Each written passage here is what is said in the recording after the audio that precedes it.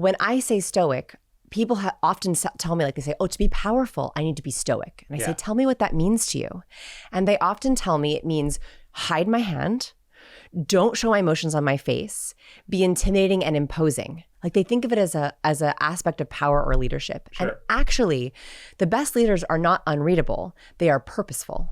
Mm-hmm. So I do believe that showing emotional cues that are not helpful or not aiding your message, I think that is not being a good leader. Sure. But I think it is very powerful to choose your cues purposefully. But that means not going mute. Yes.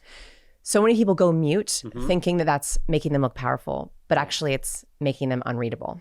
Well, and also whether you're showing the emotions or not, to me is secondary to whether you are a slave to them in your actions. Mm-hmm. So having like somebody says something to you and it lands and it hurts is very different. To me is not that significant, right? What's significant to me is what you do after. Yes, completely. And I also think that cues are a cycle, right? So like when I'm saying something, you just nodded. Yeah. I'm like, great, he agrees, keep going. Oh, you're doing good. Yeah. And especially for social overthinkers and recovering awkward people, I'm a recovering awkward person.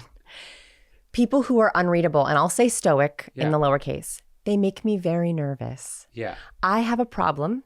I misinterpret neutral cues as negative. Yeah. People with narcissistic mothers actually tend to have this problem. It's been studied. Yeah.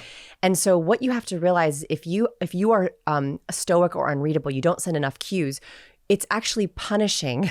It's very disconcerting because you're like, I'm not sure if you're getting this or not. And worse, I think you're mad at me. Yeah. And I do think everyone's mad at me all the time. Yeah. And I have to like tell myself, like, no matter what dinner or party I leave, I say to my husband, oh, she hates me. Yeah. And he goes, no, she didn't say that. And I'm like, okay. And that's why I learned cues. Right. Is because I was misinterpreting neutral or even positive cues as negative. Yeah. And that was causing me to doubt myself, which made me stoic. Yeah. Yeah. So what was happening is I would go mute. I would go completely unreadable because I didn't know what cues to send, which then made people awkward, which made me more awkward. And it was this terrible cycle. Right. And so for most of my students are very, very smart. Yeah. High achievers, they rely on their book smarts and their ideas. And that's great. You can have the best idea in the world, but if you do not share it with warmth, people will not believe it. And this is actually studied. So Princeton University did research on highly competent people.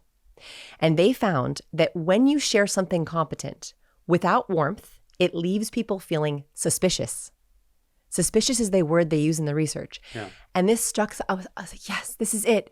That when someone tells me something and I don't see the warmth with it, I'm suspicious of them or of me. Mm-hmm.